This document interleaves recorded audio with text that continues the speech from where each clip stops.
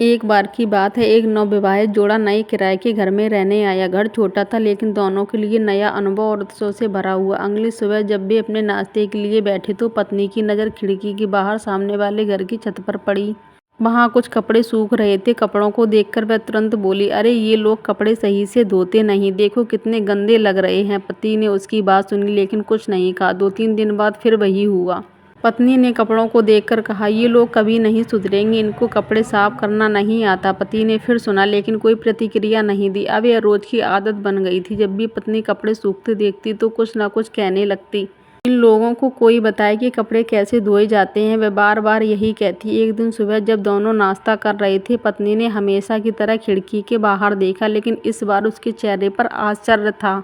उसने खुश होकर कहा, देखो आज तो कपड़े कितने साफ दिख रहे हैं, लगता है किसी ने इन्हें सिखा दिया कि कपड़े कैसे धोए जाते हैं। पति ने हल्की मुस्कान के साथ कहा, नहीं, उन्हें किसी ने कुछ नहीं सिखाया। पत्नी हैरान होकर बोली, फिर कपड़े इतने साफ कैसे दिख रहे हैं? पति ने धीरे से कहा, आज सुबह मैंने इस खिड़की के शीशे को साफ कर दिया है। पत्नी कुछ पल के लिए चुप हो गई। उसे समझ में आ गया कि कपड़े गंदे नहीं थे बल्कि खिड़की का शीशा धूल और गंदगी से ढका हुआ था। यह छोटी सी घटना हमें यह सिखाती है कि जीवन में हम अक्सर दूसरों को दोष देते हैं, उनके बारे में नकारात्मक सोचते हैं, लेकिन असल में हमारी खुद की नज़र ही धुंधली हो चुकी होती है।